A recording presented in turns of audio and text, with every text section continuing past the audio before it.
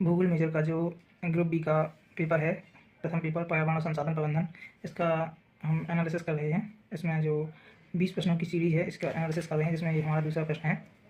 और पर्यावरण के घटक या तत्वों का वर्णन कीजिए। तो इस प्रकार इसको हम देखते हैं। पर्यावरण के जैविक घटक क्या है, इनका वर्गीकरण कीजिए। पर्यावरण के जैविक घटक क्या है, इनका संक्षिप्त वर्णन कीजिए।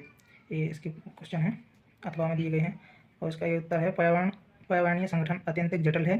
पर्यावरण में अनेक घटकों का समावेश है, जिन्हें मोटे तौर पर दो भागों में विभक्त कर सकते हैं: जैविक घटक और अजैविक घटक। जैविक घटक को मुख्य रूप से 3 भागों में बांटा जा सकता है, जैसे मिट्टी, जल, वायु, और कहीं कहीं ऊर्जा घटक भी देखने को मिल जाता है, तो इसमें जैसा नहीं है। तो मुख्य रूप से 3 घटक ही हैं: मिट्टी, जल, वायु। और जैविक घटक भी पाए जाते हैं, तो इसके बारे में बाद में चर्चा करते हैं। पहले इसके बारे में देखते हैं। अजैविक घटक। भौतिक या अजैविक घटकों के अंतर्गत प्रमुख रूप से उन तत्वों का समावेश होता है जो निर्जीव हैं। इसके अंतर्गत मिट्टी, जल, वायु, अन्य जीवधारियों के मृत शरीर आदि मुख्य हैं। ठीक है। अब पहला जो हमारा घटक है वो मिट्टी है।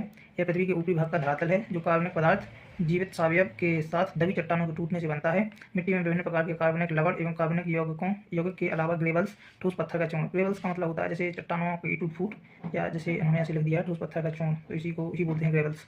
खनिज पदार्थों के कण एवं मृदा आदि पाई जाती है। मिट्टी में सूक्ष्मजीव, पौधे और भूमिगत जंतु पाए जाते हैं। मिट्टी में अनेक प्रकार के जीवाणु भी पाए जाते हैं, जो बहुत उपयोगी हैं। ये बेसिक सी जानकारी दी गई है, आप सब जानते ही होंगे। इसके बाद आ जाता है जल।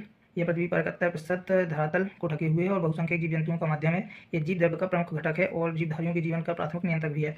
जीव द्रव्य का प्रमुख घटक मतलब जैसे हम देखते हैं कि जो जीवधारी होते हैं और इनमें मतलब अधिक मात्रा में जल पाया जाता है। जैसे हमारे रक्त में भी जल पाया जाता है, पेड़ पौधों में भी जल की मात्रा पाई जाती है, तो इसी कारण से हम प्राथमिक नियंत्रक भी बोल देते हैं। और अगला है हमारा घटक वायु। वायु। पृथ्वी का वायुमंडल हवा से बना है, जिसमें लगभग 79% नाइट्रोजन, 20% ऑक्सीजन और 0.03% कार्बन डाइऑक्साइड के अलावा अल्प मात्रा में जल वाष्प और विभिन्न प्रकार की निष्क्रिय गैसें पाई जाती हैं, जिसमें हीलियम, नियॉन, क्रिप्टॉन, जेनॉन। मुख्य रूप से वायु में जलवाष्प, धूलकण और सूक्ष्मजीव भी पाए जाते हैं। तो ये तीनों घटक देख लिया हमने। इसके बाद आ जाओ जैविक घटक। पर्यावरण के निर्माण में जिस तरह अजैविक घटकों की उपस्थिति महत्वपूर्ण है, उसी तरह जैविक घटकों का भी अपना महत्व है। जैविक घटकों के अंतर्गत सभी प्रकार की जीवधारियों का समावेश है। इसमें वनस्पति, जीवाणु, जीवधारी आदि शामिल हैं। सभी जीवधारियों के मध्य 2 प्रकार के संबंध पाए जाते हैं: अंतःप्रजातीय और अंतःप्रजातीय और अंतरप्रजातीय। अंतःप्रजातीय संबंधों का मतलब होता है जैसे किसी एक ही प्रजाति के अंदर पाए जाने वाले संबंध, जैसे शेर और शेर का संबंध, गाय का संबंध। और अंतरप्रजातीय का संबंध है जैसे एक प्रजाति और दूसरी प्रजाति के मध्य संबंध। जैसे जो मधुमक्खी है वो फूल पर निर्भर है, और हम लोग जैसे हैं भोजन के लिए पेड़ पौधों पर निर्भर हैं, तो हम लोग एक प्रजाति से दूसरी प्रजाति पर निर्भर हैं। और जबकि अंतर प्रजातीय में संबंध एक प्रजाति से उसी प्रजाति के अंतर्गत होता है, मतलब एक ही प्रजाति में होता है।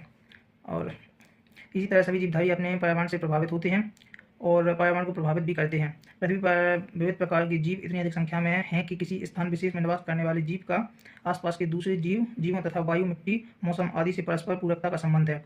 उनका कहना यह है कि हम परस्पर पूरकता का संबंध का मतलब ऐसा है कि हम एक दूसरे से संबंधित हैं। जैसे अभी बताया कि जैसे भोजन के लिए हम पेड़ पौधों पर आश्रित हैं, इसी प्रकार से एक दूसरे पर हम आश्रित हैं। कोई भी जीव अपने पर्यावरण से पृथक अस्तित्व नहीं रखता है। सभी प्राणी भोजन के लिए परोक्ष या प्रत्यक्ष रूप से हरे भरे पेड़ पौधों पर निर्भर हैं।